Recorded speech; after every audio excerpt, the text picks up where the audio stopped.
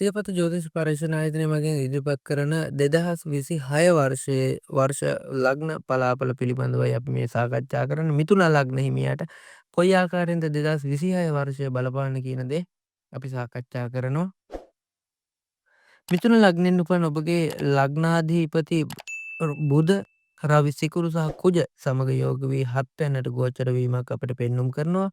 වර්ෂය ආරම්භයේදීම ගුරු වක්‍ර වෙලා ලග්නයේද කේතු 3 වෙනි සහ රාහු 9 වෙනිට සෙනසුරු 10 වෙනිට ගෝචර වෙමින් මෙම ආරම්භ කරන වර්ෂය ඔබට කොයි ආකාරයෙන්ද ඔබට ඵල දෙන්නේ කියලා අපි යම්කිසි සාකච්ඡාවක් කරනවා.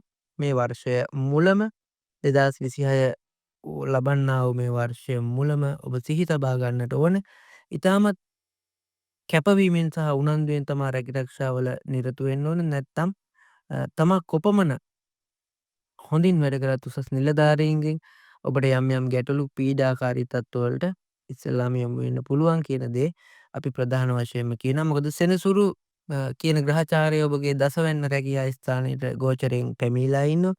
රැකිරක්ෂාවේ වෙනස් වීම, රැකිරක්ෂා සඳහා තමාගේ රැකියාව තමා නොකළ වරදකට තමා රැකියාවෙන් සේවයෙන් පහ වෙලාම යන්න පුළුවන් කාල සීමාවක් විදිහටත් ඒ වගේම රැකියාව වෙනස් වීමෙන් තමන්ගේ තත්ත්වය බිඳ වැටිලා තමන්ගේ තත්ත්වය පහළ බැසලා බසින කාල සීමාවක් විදිහට අපි මෙම කාල සීමාව හඳුනා ගන්න පුළුවන්. නමුත් මෙම රැකිරක්ෂාවේ තත්ත්වය සෙනසුරුගේ උපතේදී ස්වභාවය අනුව යම් අයෙකුට තමන්ට උසස් වීම සහ නොසිතූ ධනයක් තමා කෙරෙහි ලං වෙන කාල සීමාවක් විදිහටත් මේ සෙනසුරු 10 වෙනි ගෝචර වීම අපිට පැහැදිලිවම කියන්න පුළුවන්. ඒ සියලු කටයුතු සිදු වෙන්නේ තමන්ගේ උපතින් සෙනසුරු කුමන අංශකයක සිටින කාරණාව මතද කියන එක අපි අපගේ හැම ලිපියකම සියපත පේජ් එකේ හැම ලිපියකම අපි සාකච්ඡා කරලා තියෙනවා. ඉතින් අපි මේ සමස්ත ප්‍රතිඵලයක් තමයි ඔබට පලාපලයක් තමයි ඉදිරිපත් කරන්නේ. ඉතින් සාමාන්‍යයෙන් මධ්‍යස්ථ පලාපලයක් විදිහට කියනවා නම් ඔබ ඔබගේ රැකියාව ප්‍රවේශම් කරගත යුතු කාල සීමාවක් කියලා ඉතා සිහිබුද්ධියෙන් තමන්ගේ රැකියා ස්ථානයේ තම ව්‍යාපාරයක් කරනවා නම් තමන්ගේ සේවක සේවකාදියක් සමග කටයුතු කිරීමේදී ඉතා ප්‍රවේශමෙන් සහ බුද්ධියෙන් කටයුතු කළ යුතු කාල සීමාවක් විදිහට අපිට මිථුන ලග්න හිමියාට සිහිපත් කරන්න පුළුවන්. ගෘහ ජීවිතය ගැන කතා කරනවා නම් තමන් අධ්‍යාත්මික නිවුණු ජීවිතයකට මුලපුරන කාල සීමාවක් විදිහට අපිට හඳුන්වන්නට පුළුවන්. තමන්ට රහස් සතුරන් ගොඩනැගින්න පුළුවන් කාල සීමාවක් විදිහටත් මේ කාල සීමාව හඳුන්වන්න පුළුවන්. විශේෂයෙන්ම ධන හානියක් ගැන ඉහත කිව්වා. එම ධන හානිය හරහා තමන්ගේ හිතේ සුවය, මානසික සුවය වැනි දේ අඩු වෙන්නට පුළුවන් කාල සීමාවක් නිසා ඒ පිළිබඳ විශේෂයෙන් සැලකිලිමත් වෙන්නට අවශ්‍ය කාල සීමාවක් කියන එක මිථුන ලග්න හිමියාට අපි සිහිපත් කරනවා. විශේෂයෙන් මිථුන ලග්න හිමියාට විවාහ වන්නට වැනි බලාපොරොත්තු යමක් තියාගෙන හිටියනම් මිථුන ලග්න හිමියාට මෙම වර්ෂය ලබන වර්ෂය තුළ විවාහ වන්නට වැනි බලාපොරොත්තු තියාගෙන හිටියනම් මෙම 2026 වර්ෂයේ මැද භාගයෙන් පස්සේ තමන්ගේ විවාහ කටයුතු අනිවාර්යයෙන්ම සරල ප්‍රකාරයෙන් සාර්ථක වෙන කාල සීමාවක් විදිහට අපිට හඳුන්වන්නට පුළුවන්.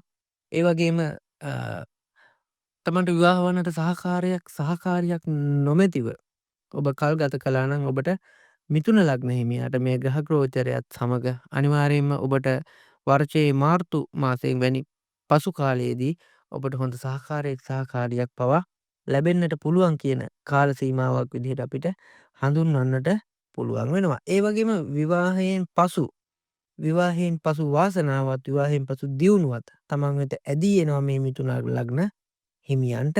එම නිසා ඒ සම්බන්ධව ඉතා උනන්දුවෙන් සහ කැපවීමෙන් කටයුතු කළ යුතු කාල සීමාවක් විදිහට අපිට හඳුන්වන්නට පුළුවන්. ඒ වගේම මිථුන ලග්න හිමියාට රාත්‍රී ගමන් බිමන් ඒ වගේම අපරීක්ෂාකාරී ගමන් බිමන් වලට ඉතාම නුසුදුසු කාල සීමාවක් විදිහට අපිට මේ හඳුන්වන්නට පුළුවන්.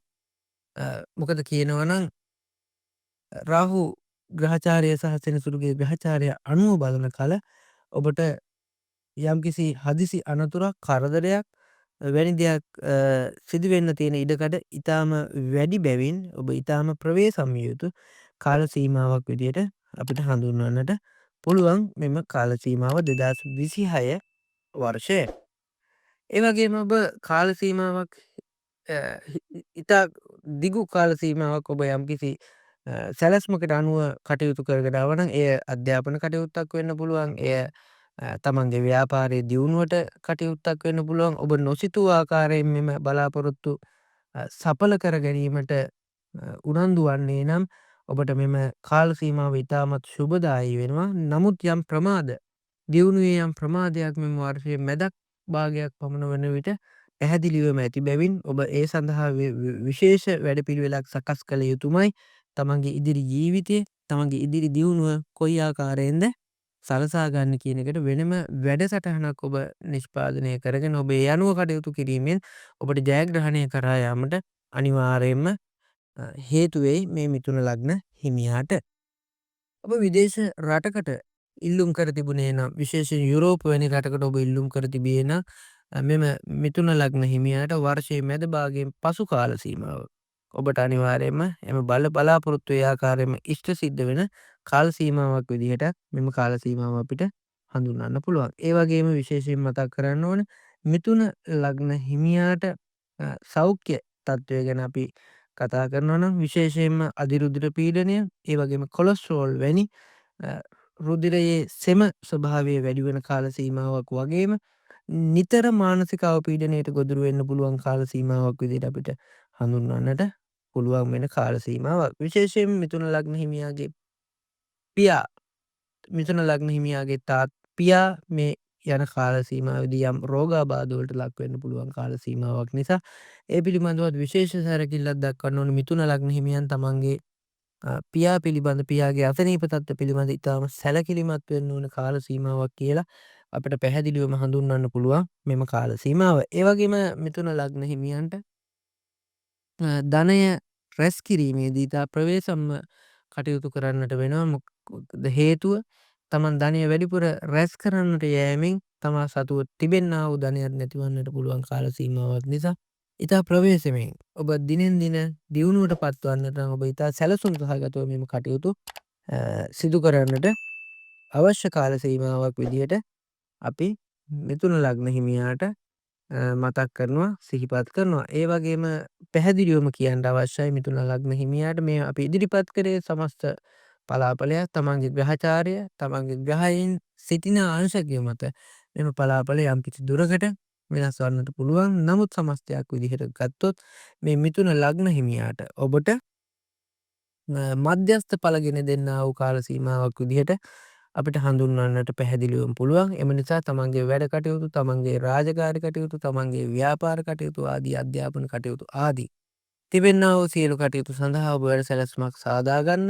ඊටාම දියුණු වීමට ඊටාම සුබ කාල සීමාවක් විදිහට මේ මිථුන ලග්න හිමියාට මිථුන ලග්න හිමියාට අපිට හඳුන්වා දෙන්නට පුළුවන්. එහෙනම් හොඳයි තෙරුවන් සරණයි. සුබ නව වසරක් කියලා අපි ඔබට ප්‍රාර්ථනා කරනවා. සියපතු ජ්‍යොතිෂ පර්යේෂණ ආයතනය මගින්. තෙරුවන් සරණයි.